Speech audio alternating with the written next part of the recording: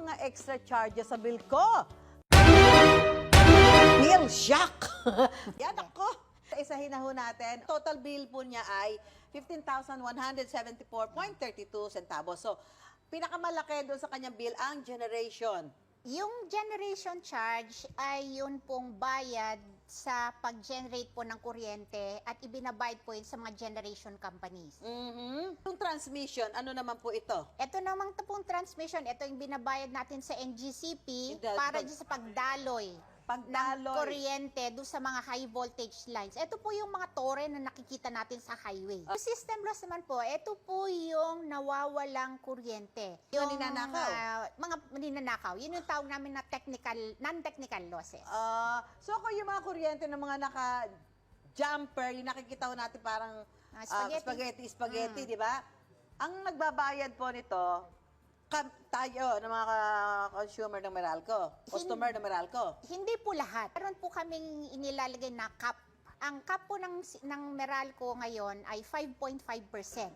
So kung lumagpas po sila sa 5.5%, hindi na po yun pwedeng ipasa sa consumer. Pag mas mababa lamang sa cap, yun lang yung pwede po nilang ipasa sa consumer. Ganun po. But definitely, meron kang babayarang system loss. Nasa batas po yan. Po. Ito, senior citizen, ano ho yan? Yan. Ito po yung tulong sa mga, o kaya diskwento ng mga senior citizen na kung ang konsumo nila ay hindi lalagpas sa 100 kilowatt hours. Ito, malaki-laki ito, attorney. Yung government taxes, ano ho ba yan? Yan ba yung tax na binabayaran ng Meralco sa gobyerno? Tama po. Ito po yung value-added tax. Bakit kami? Bakit po Nasa batas din po yun. Ako nagbabayad ako ng tax. Hindi ko naman kinukuha sa Meralco. Ganun ba yan? Sinisingil po yun ng Meralco, kinukolekta at nire-remit po yan sa gobyerno, sa BIR. Universal charges, ano po yan? Yung universal charges naman po, yung tulong po natin para sa pagpapailaw sa mga nasa off-grid areas. Yung fit-all, renewable, GEO-all, renewable, ano po ba yung mga yan, attorney? Pag-isahin ko na lang po Pag-isahin mo na lang yan. yung tulong natin sa mga namumuhunan sa mga RE energy sources. Renewable energy. Tama po. Na yan. Nakikinig tayo mga kapusada. Para sa ang bait ng mga customer na Meralco. Ang dami natin tinutulungan. Ito po yung lifeline. Okay. Yun naman pong lifeline, ito po yung tulong natin sa ngayon sa mga 4Ps at saka yung mga marginalized. Ito po yung mga proyekto ng gobyerno. Ayan, gaya nga dito sa lifeline subsidy para sa mga 4Ps ay sa mga customer ng Meralco kinukuha. Bago pa ipira, ganun yung sistema.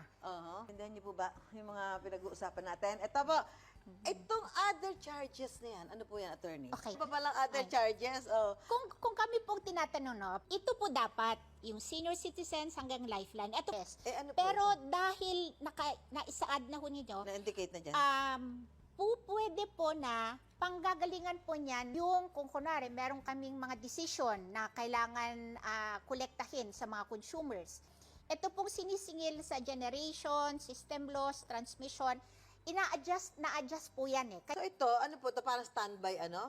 Hindi po standby fund yan. Hindi pa gagastusin, meron na agad ito pondo? po ay yung mga adjustments. Pag sinabi po namin na, teka, konti lang yung nakolekta dati na ito naman dapat, kaya positive po yan. Ayan. Pwede din po na ito ay yung bill deposit adjustment. Kada taon ay ina-adjust po yung bill deposit natin. Depende po kung ano yung average monthly consumption ninyo doon sa previous year. So yun, ang sabi po namin, huwag mo namang singilin yan, Meralco, ng minsanan lang. I-stagger mo naman. So, Kaya kailan po, ito matatapos? pag po nabayaran nyo na yung bill deposit adjustment, ito lang, kuro-kuro ko lang itong other charges. So, Nandun po yung breakdown. Makikita po ninyo dapat ito doon sa likuran ng bill para at least alam po ninyo kung saan ba yung Kasi malinaw, talagang pinagaan. malinaw kung ano pa yung other charges na yan eh, di ba? Para hindi ho nagtatanong yung mga customer ng Meralco, kasi siyempre alam niyo naman yung buhay ngayon. So, parang malinaw ba kung saan talaga pupunta yung mga binabayaran mo? Anyway, attorney, sa mga manonood po natin, attorney, ano ho yung gusto niyong ibigay na ano sa kanila para ho medyo humupa yung damdamin? Alam po ninyo, matagal na po itong mga babayarin na ito. kung makikita po ninyo yung mga lumang bill ninyo, tingnan po niyo, nandun na po yan sa mga bill po natin. Siguro po baka nagkaroon po ng reaksyon dahil po yung pagkakapresenta doon sa bill mismo.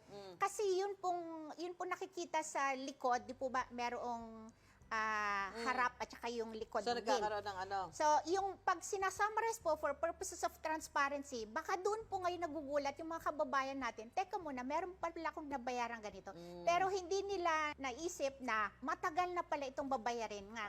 Ngayon lang ipinapakita ng Meralco. Pero nasabihan nyo na, Meralco. Nasabihan Anyway, maraming salamat, Attorney Maria Corazon Hines, Director po ng Legal Service ng ERC. Ayan.